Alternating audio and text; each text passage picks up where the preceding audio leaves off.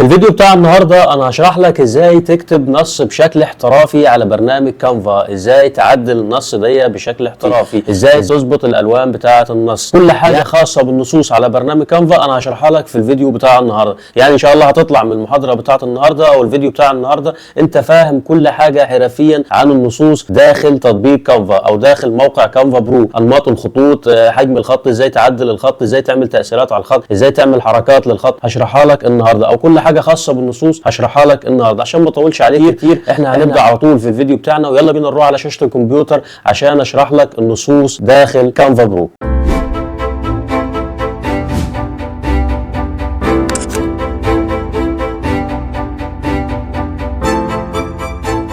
بعد ما بنفتح موقع او برنامج كانفا بنيجي مثلا هنا نضغط على تخصيص الحجم مثلا، وبنعمل وليكن ديزاين 1080 في 1080، وبنضغط على ابتكار تصميم جديد، فالتصميم بيفتح معايا بالطريقة دي. طيب احنا كل اللي يهمنا في الفيديو بتاع النهارده مش هنتكلم على القوالب ولا العناصر ولا اي حاجه من دول، هنتكلم بس على النص. لو جينا ضغطنا على النص هنا بنضغط على اضافه مربع نص، وبنكتب هنا النص اللي احنا عايزينه، وليكن مثلا صلي على النبي عليه الصلاة والسلام. ده كده النص بتاعنا. طيب بعد ما بنكتب النص اول حاجة هنا احنا نقدر نغير الخط بتاع النص. بنلاقي هنا خطوط كتير جدا، طبعا نقدر نغير زي ما احنا عايزين بالطريقة دي. والانماط بتاعت الخطوط لو انا طبعا مش عارفها دي كلها، اكيد طبعا دي خطوط كتير جدا، فانا عايز حاجه عريضه او حاجه مجعده او الكلام ده كله. هلاقي فوق هنا كده هو بيقول لي قائمه فوق، لو اخترت مثلا العرض هلاقي ان هنا هيجيب لي كل الخطوط اللي هي العريضه. لو ضغطت على اي خط بالطريقه دي هلاقي بص الخط بيتغير معايا على طول اهو.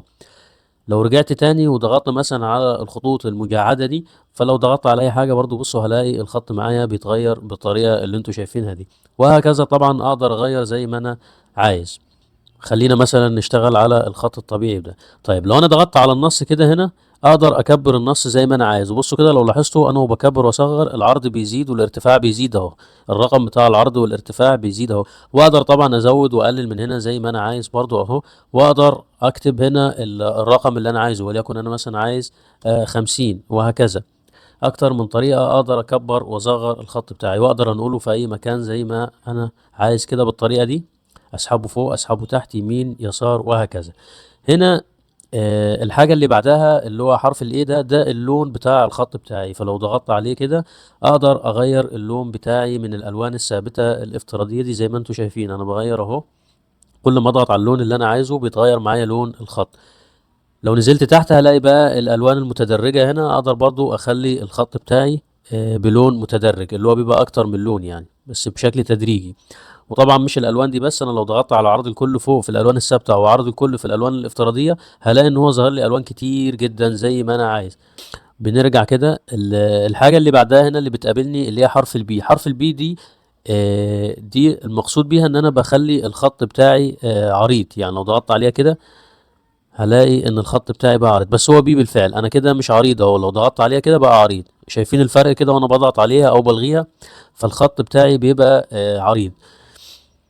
الحرف اللي بعده ده مقصود بيها ان الخط بتاعي يكون مائل، بس الحاجات دي ما بتبقاش موجودة في كل انواع الخطوط. يعني انا كل ما اغير النمط بتاع الخط هلاقي ان في حاجات بتظهر لي وحاجات مش بتظهر لي، فالخط المائل مش ظاهر في النوع اللي انا فاتحه. يعني بص الخط اللي انا جبته ده دلوقتي ما فيهوش بي، ما فيهوش ان انا خط اخلي الخط بتاعي عريض.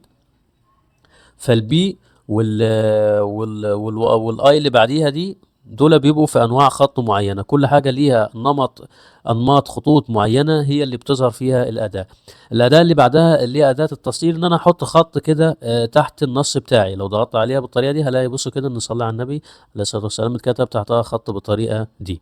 طيب ونقدر نلغيها تاني بالطريقه دي. طيب هنا الشطب بخط، لو انا عايز احط خط في وسط الكلام كده، يعني انا لو ضغطت عليها كده هلاقي بص ان في خط جالي على الكلام بالطريقه دي، او نكبر الخط عشان يظهر معانا كده نفس الطريقه دي. خلينا بس نغير اللون دي للون الاسود. تمام. ممكن نلغيها برضو بالطريقه دي تاني كده اهو.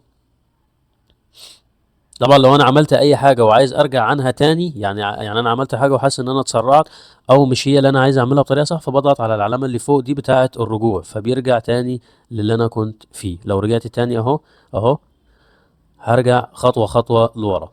طيب خلينا نشيل التسطير وخلينا نخلي الخط بتاعنا باللون الاسود. المحاذاة دي طبعا احنا كلنا عارفينها واستخدمناها في برامج وتطبيقات كتير قبل كده، ان انا عايز اخلي المحاذاة ناحية اليمين. اللي بعدها دي القائمة، لو انا كاتب مثلا اكتر من حاجة، وليكن مثلا انا هنزل كده واكتب بسم الله مثلا، وتحت مثلا لا اله الا الله. فانا عايز اعمل قائمة كده بحيث ان هو يحط لي اهو نقط قبل كل حاجة بالطريقة اللي انتوا شايفينها دي. لو ضغطت عليها تاني هيخليها لي 1 2 3، ولو ضغطت عليها تاني هيلغي القائمة خالص. يبقى المقصود بالقائمة دي ان انا ممكن احط كده زي دوت قدام كل جملة او كل سطر، او اكتب ارقام بالطريقة دي، او الغي الموضوع ده خالص. ده المقصود بالقائمة. الاعدادات المتقدمه دي اللي هي التباعد ما بين الحروف والتباعد ما بين السطور. يعني بصوا كده، لو انا لعبت في المسافه اللي بين السطور هلاقي ان المسافه بتزيد معايا اهو. المسافه اللي بين السطور بتزيد، اقدر احددها زي ما انا عايز طبعا. بس هو طبعا المفروض تبقى 1.5 كده، ده اللي هو الحاجه الستاندر بتاعنا. اتجاه النص دي مهمة جدا جدا. لو انا بكتب مثلا ارقام مع الحروف، يعني مثلا وليكن هنكتب 50 لاعب مثلا. انا هكتب 50 لاعب، لو لاحظت كده ان 50 جات من الناحية اليسار، لا طب انا عايزها من الناحية اليمين، فانا باجي هنا واخلي اتجاه النص من الناحية اليمين. لو جيت غيرت تاني بخليه من الناحية اليسار، وهكذا. الناس كتير بتشتكي تقول لك انا بكتب الرقم بتاعي بيجي لي بعد الكلمة وانا عايزه في الاول، فانا بغيرها من هنا عن طريق اتجاه النص. طيب الشفافية دي المقصود بيها الشفافية بتاعت الكلام. يعني بصوا بالطريقة دي، هي كلمة مكتوبة بالفعل أو النص بتاعي مكتوب بس هو مش ظاهر، فأنا أقدر أقلل الشفافية بتاعته وأزود الشفافية بتاعته زي ما أنا عايز.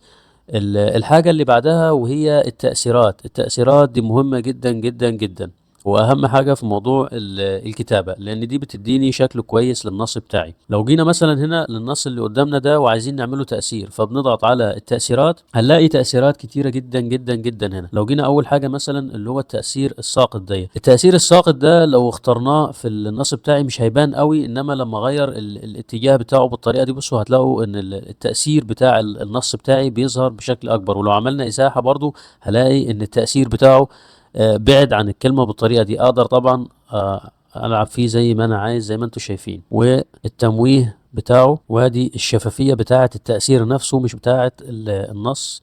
لو غيرنا لون التأثير بتاعنا مثلا خليناه اخضر، طبعا هو مش حلو قوي الاخضر، بس انا حابب اوضح لك ان التأثير بصوا بيبقى عامل ازاي تحت الكلمة بتاعتنا. انا اقدر اخليه على الكلمة نفسها، واقدر اغير الاتجاه بتاعه، واقدر اغير الازاحة بتاعة التأثير. طيب ده اللي هو الساقط. في حاجة بعدين اسمها التوهج. التوهج ده انا اقدر ازود الكثافة بتاعة التوهج بتاعة النص بتاعي زي ما انتم شايفين كده، اقدر ازودها واقدر اقللها. بعدين في حاجة اسمها الظلال، ان انا بعمل ظل للنص بتاعي واقدر اغير الاتجاه بتاع الظل بتاعي زي ما انتم شايفين كده، اقلله او ازوده، واقدر اغير الازاحة، واقدر اغير اللون بتاع زي ما انتم شايفين كده بتاع الظل بتاعي، الظل بتاع النص. تمام. طبعا كل ده بيتغير وانت بتظبطه على حسب الديزاين بتاعك اللي انت شغال عليه. في حاجة هنا اسمها المخطط، وده يعتبر من اهم التأثيرات بتاعتنا، ان انا بعمل خط للنص بتاعي. يعني انت لو لاحظت ان الحدود بتاعت النص بتاعي بقت باللون الرمادي، وانا طبعا اقدر اغير اللون ده زي ما انا عايز اهو. زي ما انتم شايفين كده بقدر اغير اللون بتاع الحد بتاع النص بتاعي. بعدين في حاجة هنا اسمها الخلفية. الخلفية دي ناس كتير برضو بتحب تستخدمها، ان انا بعمل خلفية للنص بتاعي عشان يظهر. بمعنى ان انا مثلا لو جيت في التصميم بشكل كامل كده وخليت التصميم ده باللون الاسود، وجيت شلت التأثير اللي انا عامله دي، وجيت شلت التأثير، هلاقي ان النص بتاعي مش ظاهر. فلو انا عايز اكتب نص مثلا بنفس اللون بتاع الخلفية بتاعتي بس عايزه يظهر، فبعمل له حاجة اسمها الخلفية بالطريقة دي، هيظهر لي كده. طيب انا اقدر برضو العب في الاستدارة بتاعته لو انا عايزه مدور او بيضاوي بالطريقة دي، ولو انا عايزه مربع كده. وده التباعد ما بين الاحرف وما بين الحد بتاع الخلفية اللي انا عاملها. ودي الشفافية طبعا، اقدر ازود واقلل الشفافية بتاعة النص بتاعي داخل ال داخل الخلفية اللي انا عاملها، واقدر اغير طبعا اللون بتاع الخلفية نفسها، ممكن اخليه مثلا رمادي، ممكن اخليه احمر، ممكن اخليه اخضر، وهكذا. كل ده بيكون على حسب التصميم بتاعي. طيب عندنا ايه تاني؟ ودخلنا على التأثيرات تاني، هنا هنلاقي التجويف المظلل. التجويف المظلل برضو ده حاجة مهمة جدا. خلينا بس نغير لون الخلفية تاني، نخليها أبيض عشان نقدر عشان الموضوع يظهر معانا بشكل أوضح. طيب هنا عملنا حاجة في التأثيرات اسمها التجويف المظلل. والتجويف ده أنا أقدر أزود السمك بتاعه أهو، أقدر أزود السمك بتاعه وأقدر أقلله، وأقدر أزود الإزاحة وأقدر أقللها. يعني كل حاجة أقدر أتحكم فيها بإيدي. طيب أنا كده أهو لغيت الإزاحة خالص، كده أهو زودتها. وده الاتجاه بتاع التجويف بتاعي. وهنا طبعا اللون بتاع التجويف، اقدر اغير اللون بتاع التجويف اهو زي ما انتم شايفين كده. لو نزلنا تحت كده هنلاقي في حاجة اسمها الاي بي سي اللي هي الحروف، شكل الحروف. يعني انا بحاول اغير شكل الحروف دي. طبعا غالبا بنستخدمها في اللوجوهات، لو انا بعمل لوجو مثلا وعايز اكتب حوالين اللوجو دي. بس بتقابلني مشكلة ان الحروف دي ما بتبقاش ورا بعض على طول. ففي الحالة دي طبعا برجع انا هنا للتباعد زي ما احنا شفنا قبل كده، التباعد ما بين الحروف، واقدر اقلله خالص بالطريقة دي. هلاقي ان الحروف بتقرب معايا بالشكل ده. تمام، خلينا نرجع للجملة بتاعتنا دي 50 لاعب. في حاجات بقى هنا متقدمة ظهرت جديد في تطبيق كانفا في النص بتاعنا. يعني مثلا ان انا عايز اغير بالطريقة دي، ان انا عايز اعمل تشويش اللي هو التلفاز السبعينيات، وكل حاجة برضو بقدر العب في خصائصها زي ما انا عايز. لو انا عايز اعمل طباعة الشاشة، لو انا عايز اعمل البيكسل. حاجات كتير جدا ظهرت في التأثيرات بتاعة النص، وكلها حاجات جميلة جدا وحاجات مفيدة وحاجات انت هتستخدمها في تصميمك بشكل كبير. خلينا نحذف النص ده مثلا ونكتب من الأول كده نص جديد.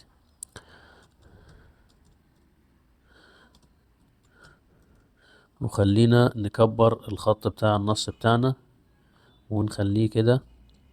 وتعالوا نجرب حاجة تانية اسمها إضافة حركة. يعني لو أنا بعمل فيديو مثلا أو عايز أعمل صورة جي أي إف، فكنت عايز أخلي النص بتاعي يتحرك. فلو ضغطنا هنا على إضافة حركة هلاقي إن في حركات كتير جدا أنا أقدر أختار منها. يعني مثلا لو ضغطنا على ارتقاء، بصوا كده بيحصل معايا، أدي الحركة أهو، الحركة بتاعت ارتقاء، إن أنا النص بتاعي بيطلع لفوق كده. وأقدر طبعا أخليه يطلع لفوق، واقدر العب في السرعة بتاعة الحركة هنا زي ما انا عايز، واغير الحركة نفسها كلاهما، او عند الادخال او عند الخروج. يعني اخليه هنا عند الادخال وكده عند الخروج، وكده هما الاتنين يعني عند الادخال وعند الخروج. واقدر العب في السرعة بتاعة الارتقاء بتاعي. في حاجة تانية اسمها التأرجح اللي هو بيجي كده من اليمين من اليسار لليمين. واقدر برضو اغير، اخليه عند الادخال او عند الخروج او كلاهما، والعب في السرعه بتاعتي. واغير برضو الاتجاه نفسه، يعني ممكن اخلي السلام عليكم بدل ما تيجي من اليسار لليمين تيجي من اليمين لليسار، وهكذا. ده في التأرجح. في حاجه تانية هنا اسمها التلاشي. التلاشي دي اهو اللي هو بيظهر مره واحده كده، الخط بتاعي بيظهر مره واحده، وبرضو نفس الخصائص بتاعتي. في برضو الانبساط بنفس الطريقه دي. انا طبعا بضغط على اي عنصر من العناصر اللي داخل اضافه حركه دي، بيظهر لي على طول العنصر ده بيعمل ايه معاك. يعني لو حطيت الماوس كده على تمويه هيقول لي بيعمل كذا قبل ما اضغط على الحاجه اللي انا عايزها. لو حطيته على التتابع كده هيجيب لي اهو التتابع بالطريقه دي. طبعا لما بحط العنصر في الفيديو بتاعي او في الجي اي اف، هو بيبدا يتحرك بنفس الحركه اللي انا ضفتها دي، نفس الحركه اللي انا عملت لها اضافه يقدر يتحرك عليها باستمرار. فطبعا بتدي شكل كويس للنص بتاعي. ودي غالبا بتبقى في الفيديوهات والصور الجي اي اف. ولسه برضو هنا عندي تحت في تأثيرات إضافية، اللي هي مثلا النص بتاعي يتدور بشكل كامل، يحصل له تدوير. طبعا ممكن أزود السرعة بتاعة التدوير بالطريقة دي. تمام، ممكن أعلي السرعة أهو بحيث إن هو يتدور بشكل سريع. في برضو الومض، في تقليص العنصر وتمديده بنفس الطريقة دي. كل دي حاجات أنا أقدر أضيف بيها حركة للنص بتاعي. وآخر حاجة هنا اسمها الوضع. الوضع دي طبعا المقصود بيها المحاذاة إلى أعلى أو المحاذاة إلى اليسار أو المحاذاة إلى الوسط أو المحاذاة إلى المنتصف أو إلى أسفل أو إلى اليمين. وده الطول والعرض بتاع الخط. كل الحاجات دي احنا خدناها هنا، بس هنا موجودة بشكل مفصل في الوضع. يبقى احنا كده في الفيديو بتاع النهاردة اتعلمنا ازاي نعدل على النصوص، ازاي نعمل نص على التصميم بتاعنا، وازاي نغير كل حاجة خاصة بالنصوص بتاعتنا. ويا رب يكون قدرت أوصل المعلومة بشكل كامل وما بخلتش بحاجة. والسلام عليكم ورحمة الله وبركاته.